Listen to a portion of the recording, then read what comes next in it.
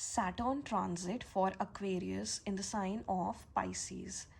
So Saturn is transiting through Pisces since March 29th, 2025, and this transit will remain till 2027. However, once it moves to the sign of Aries, it will again retrograde into the sign of Pisces and will remain there till February 2028. So Saturn usually transits in a year for in a sign for 2.5 years time period.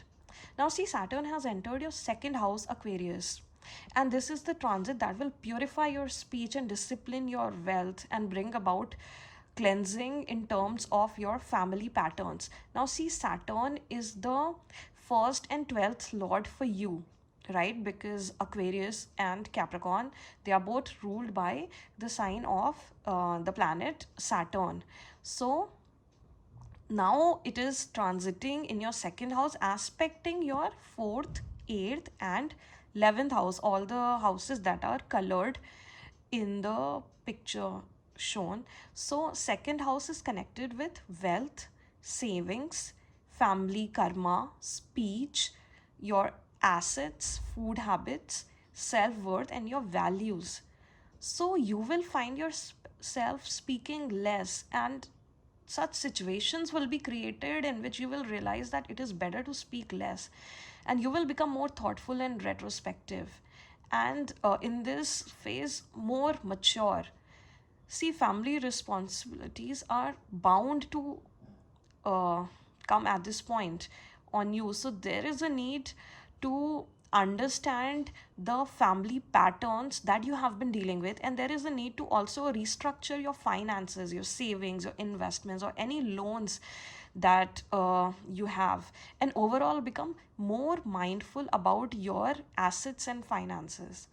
Now, when it comes to diet, you have to, because see, it's also food habits, second house. So try to stay health conscious and keep your diet very simple and try to avoid very complex food, because it can turn into diseases. So be very mindful of what you consume. Now, when it comes to family, as I already mentioned, there will be family responsibilities to handle, and also there will, like, there's a whole karmic cleansing phase going on for you, right? And you have to heal that, understand the dynamics that you have with all your family members, because your family members are also karmic in nature. So you have to understand what karma you are facing with them and maintain heavy boundaries. All right, so you will realize that you know what you're facing with them, what you dealt with your family members, and it's a good time to, in fact, even write in your diary and gain more clarity, so that you can experience healthy relationships with all your family members. And in this whole process, you will also realize your own self-worth, your own value. Now, your fourth house is being aspected by the third aspect of Saturn. So, you need to make efforts to stabilize your home environment. Although, again, it will require disciplined efforts from your end. Because, see, Saturn is connected with discipline, structure, efforts, consistency, right? And it is basically your karma. And the results then that you gain from the karma that you're making at this point, you that are long lasting, solid, and very stable in nature. But if you don't put in the efforts, if you are not disciplined enough, and if you are getting distracted in your work, in anything that you're doing, in your karma, then Saturn punishes distractions. So be mindful of it wherever you need. If you've started a work, be disciplined enough and complete it. And all the houses that are aspected by Saturn at this point, you have to make sure that you stay very disciplined in at least those things. So there will be emotional heaviness at this point. You are going to feel that sadness, that grief, and there'll be nostalgia, because see, karmic cleansing related to childhood memories is also going on. All right, because see, what is fourth house connected with? It is connected with your inner happiness, your peace of mind, your home life, your security, and your comfort, your luxury. and also your mother.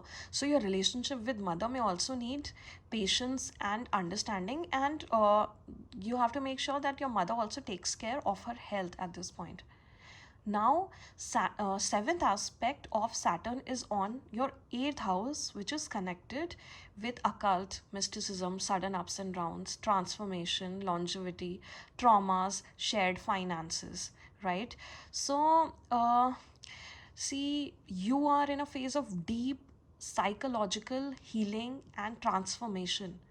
So, old traumas may also resurface at this point, and it is happening so that you can once and for all release them and heal yourself in that process, right? And become more emotionally mature through it.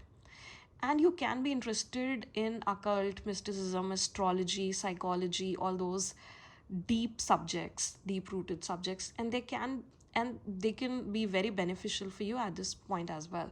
So there can also be challenges to deal with shared finances, and especially with your partner, because the seventh aspect of Saturn, seventh is your partnership. So you have to maybe, some restructuring is required at this point of your shared assets and finances with between you and your partner.